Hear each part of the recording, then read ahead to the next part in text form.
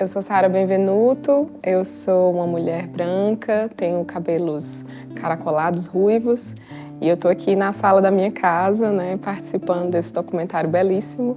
E aqui atrás de mim eu tenho umas plantinhas, alguns quadros dos meus filmes nas paredes. Eu tenho também alguns livros aqui atrás, no estante. E eu estou usando uma blusa bege, um colarzinho que tem um pingente de um trevo de 4 folhas, e estou usando óculos. Eu sou uma mulher de 38 anos, né, que estou aqui na cidade de Iguatu, no interior do Ceará, e estou desenvolvendo cinema aqui, quase como quem tira leite de pedra.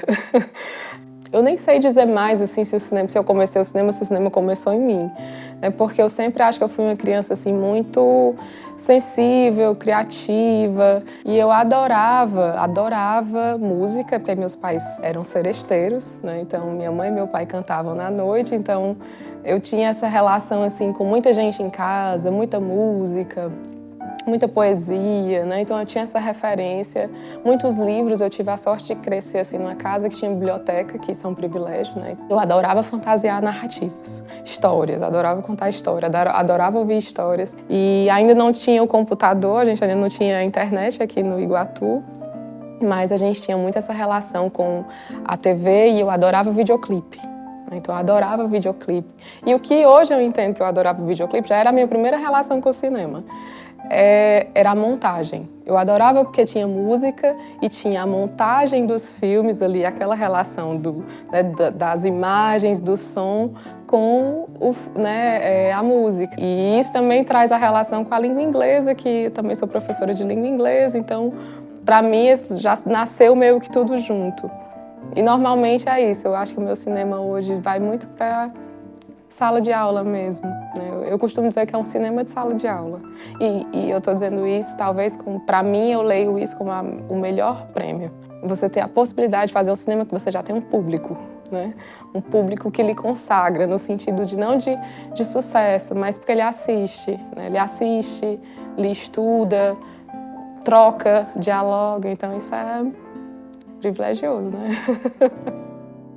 Eu sempre fazia adaptações fílmicas, né? Até que eu consegui uma bolsa para fazer um curso de cinema fora. E desse curso, no final, a gente tinha que fazer uma produção. Eu consegui fazer um conto que eu queria muito, que era o conto do autor americano, que se chama Ernest Hemingway, que é um conto que chama Hills Like White Elephants, que é Colinas como Elefantes Brancos. E era um conto que tinha me chamado muita atenção. E quando eu tive a oportunidade de fazer ele já com mais, digamos assim, produção, equipe, né, e até conhecimento mesmo do que seria fazer cinema, né, fazer luz, fazer som, eu decidi fazer, né? E eu lembro muito que o professor, que era um professor americano, né, disse assim: mas você sendo brasileira, você não acha que você não vai, talvez, não entender a narrativa? Um pequeno preconceito, né? Uma coisa normal, né? A gente estando fora, uma mulher brasileira. Aí foi que eu disse, pois eu vou fazer mesmo, é esse mesmo que eu quero fazer, vou fazer esse. E aí, claro, foi um desafio, porque de fato ele tinha razão do ponto de vista, não da minha compreensão de forma alguma, mas porque era um conto que era basicamente um diálogo.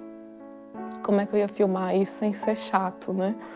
Então isso para mim já me propôs esse lugar. Bom, onde está esse cinema que eu vou buscar, né? E aí, né? Onde está o meu cinema, que já não é mais o cinema, digamos assim, de estudante, e esse cinema assim de quem está começando a se profissionalizar. E eu consegui achar, claro, no processo, né? Porque é árduo esse processo, no processo da montagem, né? Eu consegui descobrir como era que o filme ia ser. E aí eu tive agora eu acho que é por aqui, né?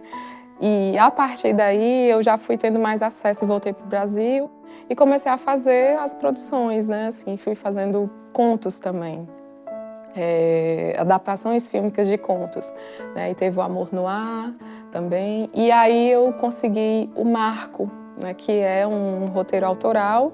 É o primeiro roteiro autoral no sentido de não é adaptado, né? Todos os outros eu também escrevia, mas partiam de uma fonte literária, né? Era um trabalho de tradução. Mas esse era meu, né? E eu consegui também estudar um pouco mais. Eu fui selecionada, na época, para estar no laboratório Cena 15, que é o Porto Iracema das Artes, e tive a sorte de ter a consultoria do Karim Ainuz, do Sérgio Machado, do Marcelo Gomes, isso me ajudou muito. Ainda não era com o Marco, era com outro projeto de um amigo, do César Teixeira, mas aquilo me deu as bases para eu poder em paralelo, eu ia construindo o meu, né, o Marco.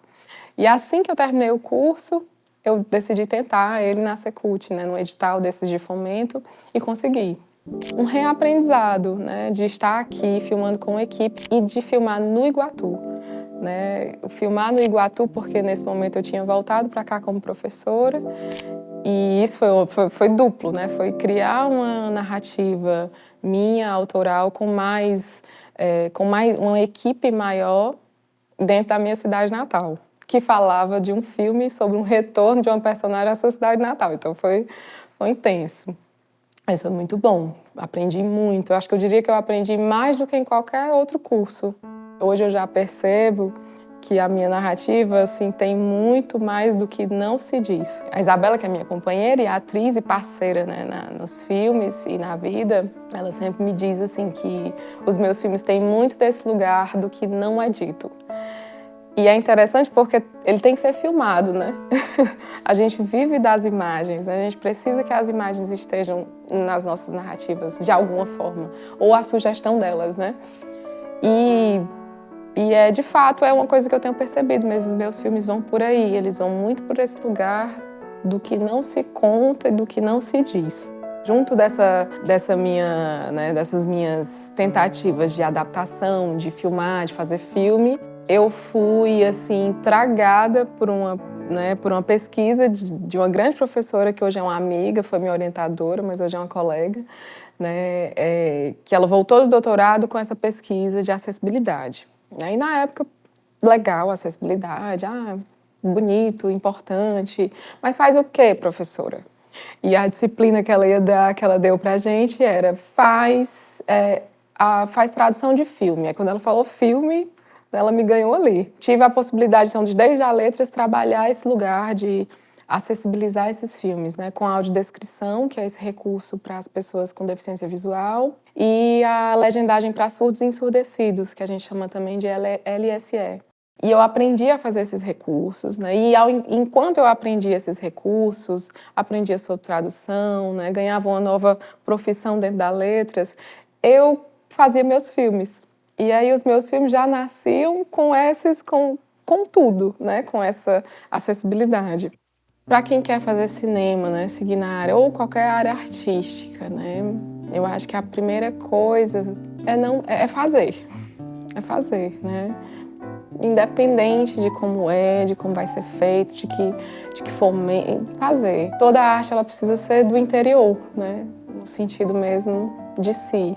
E aí, a partir disso, claro, né, a gente precisa sobreviver também, né? Então, é importante que a gente tenha uma dignidade nesse fazer artístico. É importante que um país tenha artistas que são profissionais, que vivem disso com dignidade, né? Não dá também para a gente dizer também que a gente não vai comer, né? Ou é muito duro quando a gente tem que escolher fazer outros trabalhos porque precisa sobreviver, né? E para muitos, né, você sabe fazer aquilo, né? Então você precisa cobrar por aquilo, né? Então são lutas separadas, né? Uma coisa é você fazer, se você é artista, você será artista. Tenha seu grupo, né? Normalmente a gente precisa do grupo para fazer isso, a gente precisa de um coletivo para fazer isso. A gente precisa também lutar pela política sobre isso. Então não adianta também fazer arte e querer ser pago por isso sem também se envolver nesse lugar que é o que nos organiza, né, também e digamos assim, também nos politiza. Então, eu acho que é uma mistura de tudo isso. Você precisa estar ao mesmo tempo que você cria, porque isso é inevitável, isso vai vir de você, mas você precisa se profissionalizar também, porque você precisa criar dentro de um grupo, possivelmente, quando eu falo de cinema, ainda mais, e você precisa lutar pela sua arte, né? Então, ainda mais no Brasil que nós estamos. No Brasil que nós acabamos de sair e no Brasil que a gente possivelmente pode voltar. Então, eu acho que não tem problema a gente ter os espaços de congregações religiosas, por exemplo, né? Não teria problema, mas esses espaços já estão politizados. E nós não. Então tem um problema aí. Tem um problema, claro, nesses espaços, né, em muitos deles, mas tem um problema que nós não estamos também colocando esse lugar da nossa congregação dentro dessa luta política. E eu acho que isso é indispensável, ainda mais nesse nosso novo lugar, né, de estarmos tão conectados em mídias, em tecnologias e tão desconectados ao mesmo tempo. Eu acho que a gente nunca assistiu tanto audiovisual e nunca produziu tão pouco filme, né? Então, isso tem uma questão aí, né? E talvez deixou de fazer algo que é seu, para fazer um produto que vende, ou que engaja, ou que, né? E isso pode ser feito, eu não acho que isso é um problema, eu acho que o problema é quando a gente faz isso sem isso ser nosso. Ou faz isso porque não há outra escolha. Então, eu acho que a gente precisa entender esse lugar da arte como sua, como nossa e como Brasil, assim, como uma arte de cultura, uma cultura de fazer artístico que tem todos os seus lugares e direitos e deveres, e não deveres também, porque é arte. Mas eu acho que é por aí, eu acho que a gente precisa, ao mesmo tempo que a gente entende e estuda e sente, a gente também tem que estudar e se politizar, saber quais são os nossos direitos, saber o que é que está rolando nas câmaras, saber quem é que está representando ou não esse lugar, em quem você vota, quem você não vota. Isso faz toda a diferença. Então, eu acho que não adianta de nada aqui nesse nosso país a gente fazer arte e lutar por essa arte como algo profissional e não entender como ela está dentro do nosso contexto político brasileiro, né? Mundial também, mas a gente tem que dar conta do aqui, né? Se a gente der conta pelo menos do municipal, já está ótimo, né? Então eu acho que é por aí, eu acho que se a gente for se desconectar um pouco desse lugar virtual e pisar mais o pé no chão, isso pode ajudar muito a nossa arte.